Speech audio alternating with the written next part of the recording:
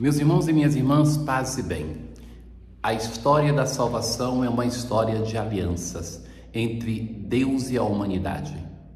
Chamar a história bíblica de Antigo e Novo Testamento é evocar isso, as alianças constantes que Deus fez. A leitura de hoje, ela nos narra uma aliança, aquela que Deus faz com Noé e com a sua família, aonde tem uma promessa de salvação, que sempre Deus refaz e de novo mostra a sua disposição de salvar a humanidade. De fato, é a humanidade que mostra sempre a sua fragilidade e é infiel a Deus. Já no evangelho de hoje, metade do evangelho de Marcos, Jesus vai fazer uma pergunta para os seus discípulos. O que dizem as pessoas? Que é ele, mas mais importante, quem é Jesus para os seus discípulos, para nós? Pedro vai dar uma resposta, veremos que ainda é imperfeita, porque é preciso o mistério da paixão, morte e ressurreição para se chegar à fé em Jesus como Cristo, como Messias. Ouçamos. Deus abençoou Noé e seus filhos. Disse: sede fecundos, multiplicai-vos e enchei a terra. Deus renova, depois de renovar a criação, depois da recriação do mundo, Ele renova a bênção que tinha dado aos nossos primeiros pais. Eis que os entrego todos em vossas mãos, todos os animais. Entrego-vos tudo, como já vos dei os vegetais. Não deveis comer carne com sangue. E ao homem o pedirei contas da vida do homem, seu irmão. Deus busca se precaver, ou melhor ainda, precaver a humanidade de pecar, como pecou Caim contra o seu irmão Abel. Deus quer de fato renovar uma criação que o ser humano não cometa os erros daquela criação que se acabou. Deus de novo vai dizer para eles que sede fecundos e multiplicai-vos, enchei a terra e dominai-a, como já ouvimos também antes, na ordem que deu a Adão e Eva, de dominar. Recordando-se sempre que dominar vem de dominus, de Senhor.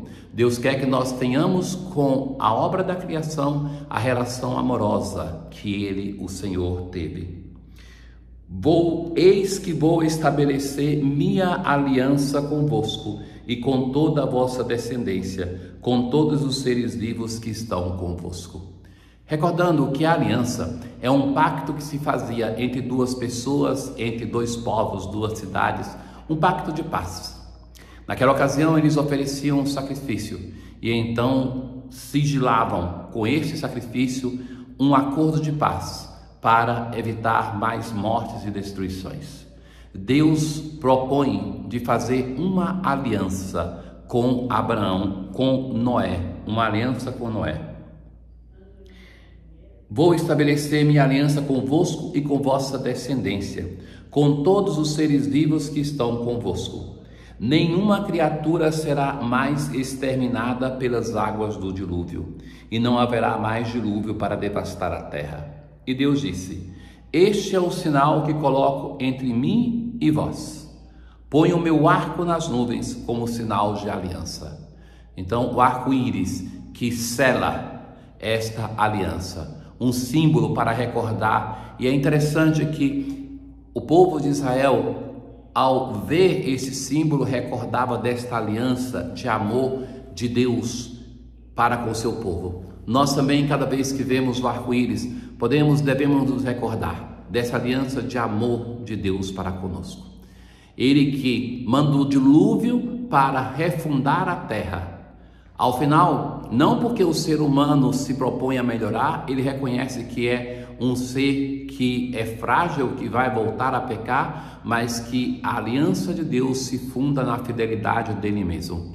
E agora faz uma aliança com Noé, com a sua família, com a sua descendência, conosco, para dizer-nos que ele não mais vai destruir a terra, que não vai ter mais um dilúvio, para que se possa ver através do arco-íris a força do amor, da misericórdia de Deus para conosco.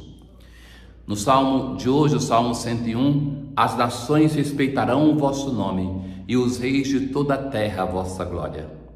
Ele, o Senhor, ouvirá a oração dos oprimidos e não desprezará a sua prece.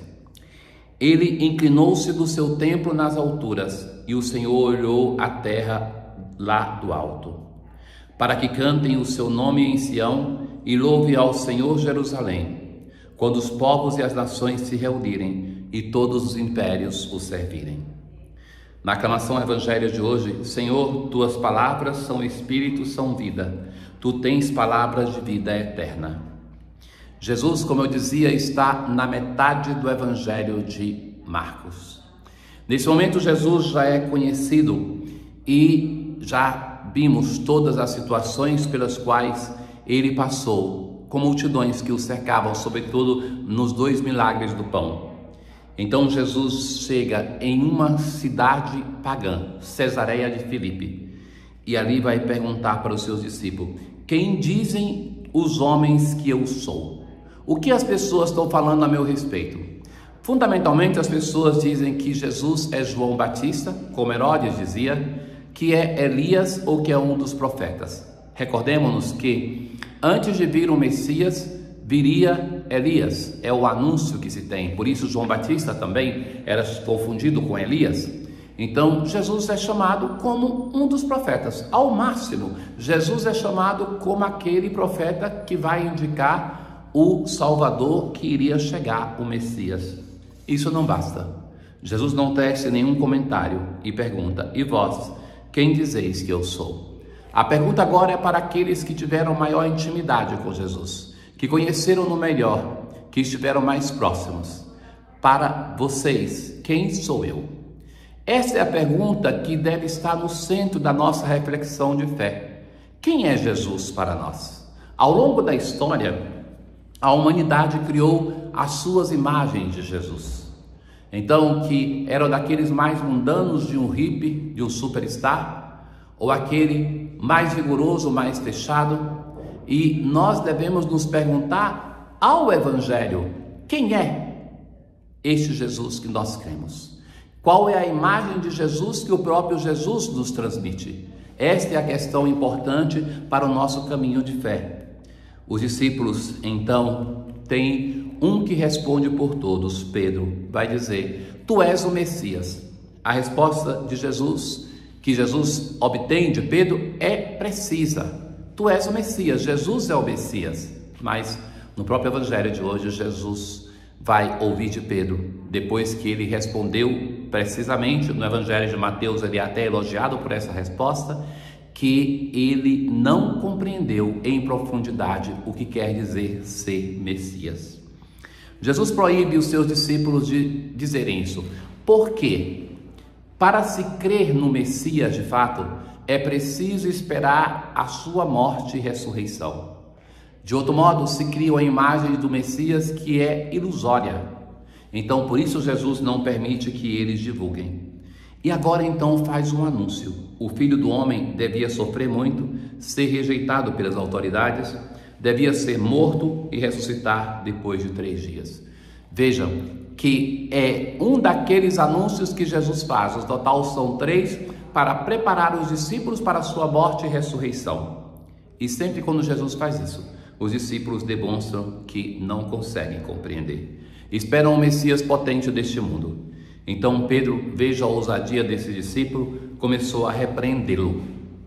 E Jesus voltou, olhou para os discípulos e repreendeu a Pedro, dizendo: coloca-se atrás de mim, Satanás. Eu mudo a tradução porque o texto hebraico diz assim, não é vai para longe, mas coloca-te atrás de mim. Ou seja, o discípulo, ele segue o mestre, não pretende que o mestre o siga, que o mestre aprenda com ele. Satanás, não demônio, mas acusador, opositor.